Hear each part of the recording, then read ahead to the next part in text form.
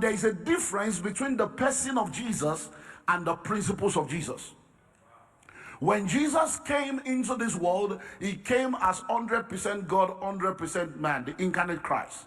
Now, while he was on earth, he was going from place to place, and he was preaching and teaching and healing. Now, all those things we call the parables, the teachings of Christ, what he was doing was that he was revealing to us principles that govern the operation in the world that we live in. So the person of Jesus will save you and guarantee your eternity, but the person of Jesus cannot prosper you. It is the principles of Jesus that will prosper you. So what we have seen is that a lot of people in the church, as a result of religious upbringing and inaccurate theology, they believe that once you have Jesus, you have everything. When we grew up in the 80s, we were singing songs of like, oh, take the whole world and give me Jesus. Now they have taken the world and given you Jesus. You can't pay your rent. You can't pay school fees. You don't realize that Jesus is not enough. Jesus must teach you the principle to give you what you need. Hello? Because we don't suffer in the 80s. This world is not my own. I am just passing through. And you are still passing through 40 years later. And the world is passing you by. Land you don't have, house you don't have, money you don't have. And then you are now hungry at God. But that is because there is lack of understanding. I have come to realize, I've been around for 38 years. I celebrated 35 years in full-time ministry last year, and I can tell you for free, religion is more dangerous than the devil. Christianity is not a religion. It's a relationship with your Creator. When you practice Christianity as a religion, you are going to be a pawn in the hands of charlatans behind the pulpit. When you practice Christianity as a religion, you are going to be a victim of the myopic, inexperienced, inexposed interpretation of scriptures of the people you listen to. And they will tell you one thing today, tell you another thing tomorrow. Because a lot of Christians don't know God for themselves. And that's why you should know God for yourself and read the Bible for yourself, so that you should not be tossed to and fro by every wind of doctrine. Listen, over 80% of pastors behind the pulpit that claim that God has called them, they have never gone to any Bible school, and they have not read the Bible from Genesis to Revelation all their life. And they are behind the pulpit teaching you what they don't know. Hello? Over 80% of Christians in church today don't pray more than 30 minutes a day. They don't fast more than once in a year. And they have never read the Bible from Genesis to Revelation all their Christian life. So how will you know a lie when you don't know the truth? If you know the truth, it's easy to detect a lie. So when you are sitting down in church, you are not coming to listen to one, assistant God that is now telling you something, and then you are just there sucking in everything. So because the mouth that preaches truth is the same mouth that preaches lie. But if you don't know the truth, you will just suck in everything. The next thing they will tell you, go and be eating grass you are eating.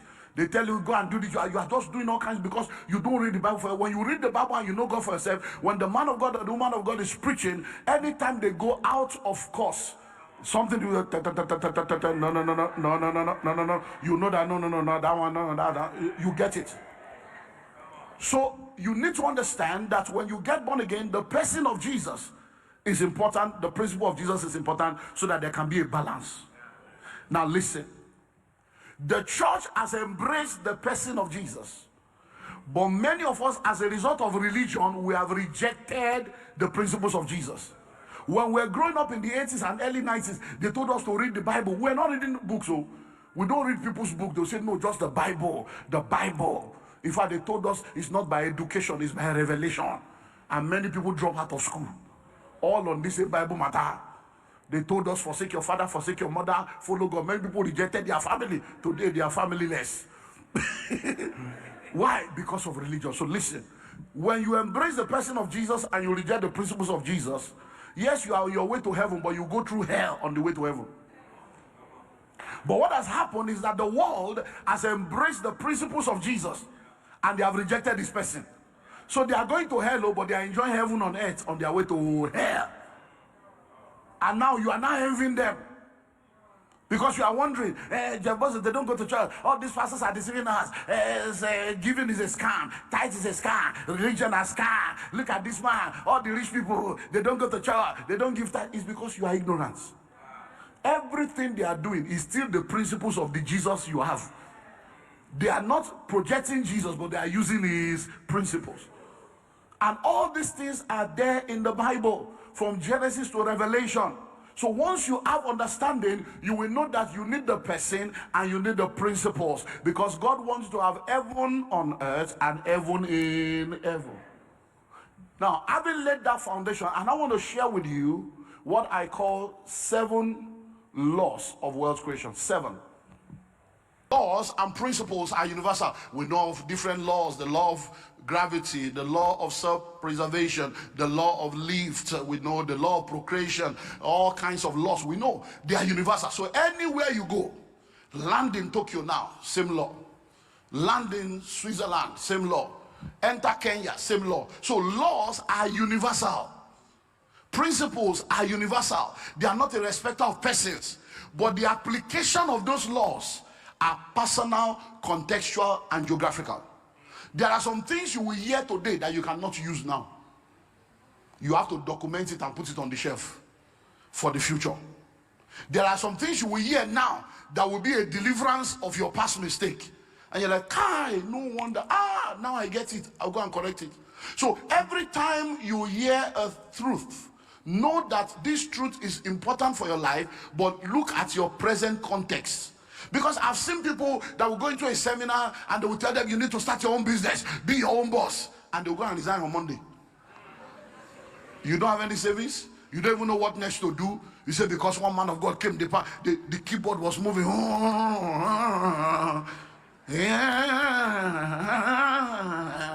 And then you are just to touch 3 people, and then you just go and drop resignation. This is your year. And then you are now sitting down, no money, nothing. What do you want to do? I don't know, but God will lead me. You are confused, sir. Hello? So principles are universal, but the application of those principles are what? Personal, contextual, and geographical. So you have to ask yourself, what is my own personal situation right now? This thing I'm hearing is very good, though. Because when you talk about you need to save. Somebody is owing 15 million. And you are telling him to save. Yes, savings is a law, but right now, let me pay the debt and come out. Let me come from below ground zero first. So you now need to understand that it's personal. It doesn't mean that the person telling you to save is lying to you. It just means that, yes, I need to save. So you now know you shelve it as a principle. But for now, let me come out of this debt first. Hello? Is it not somebody that makes money that can save? At least you first get a job first.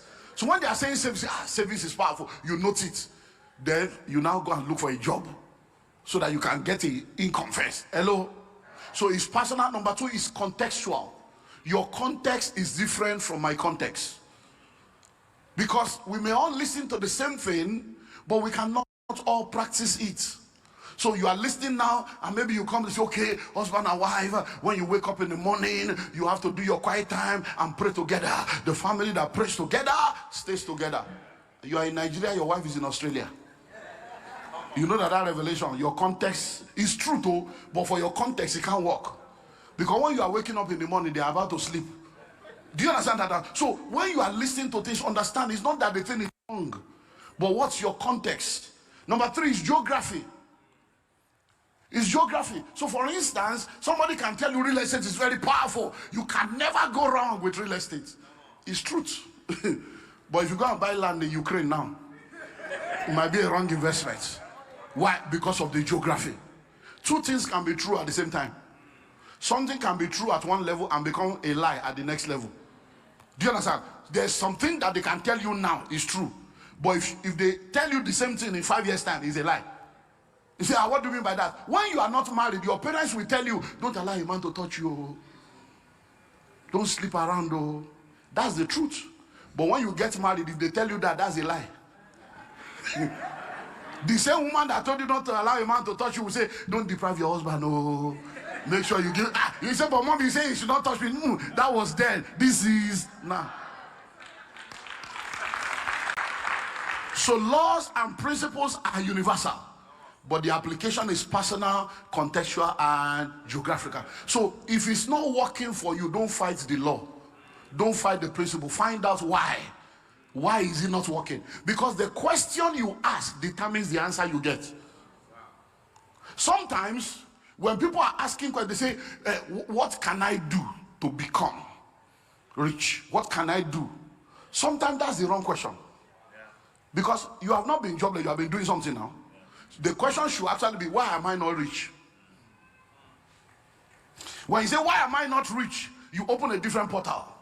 You now begin to realize that there are some things you are doing wrong that you need to adjust. Because you're already doing something now.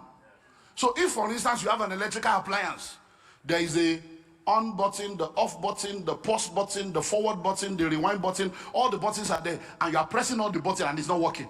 You say, all this thing is a scam. It's a scam.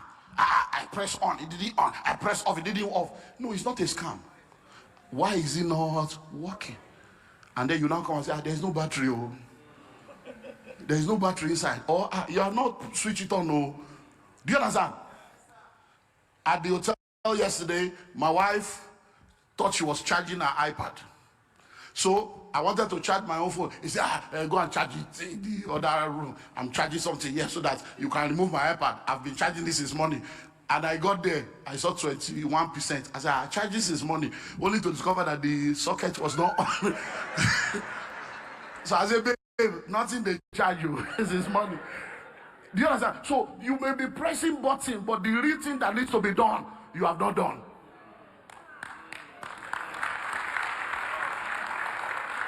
So that's why we need understanding. So laws of wealth creation, 7. Number 1, the first law of wealth creation is the law of financial education. The law of financial education or financial intelligence. A lot of us are financial illiterates. And because we are financial illiterate, we don't have money. If you know better, you will do better. The more you learn, the more you earn. Your learning capacity determines your earning capacity. So, but schools don't teach financial education.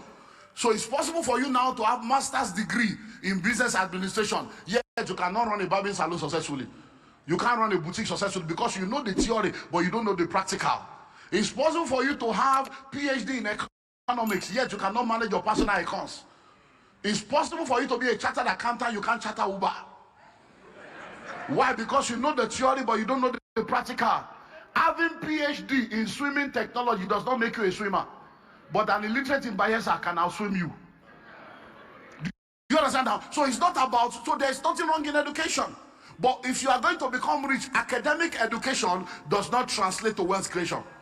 That's why the lecturers are going on strike when they don't pay their salary.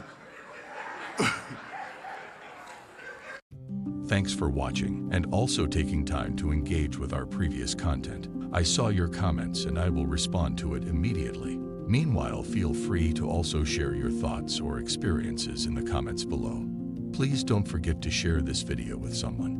We have a unique package for you on the first link in the description of this video. If you found value in today's discussion, don't forget to like, share, and subscribe to Kingdom Wealth Channel for more empowering content that helps build wealth in a godly way. We believe that every subscriber is not just a number, but a valued member of our growing community. If you're not subscribed to Kingdom Wealth Channel, you might not see us again, so hit the subscribe button now. But if you are a member of Kingdom Wealth Channel, congratulations, you are growing every day.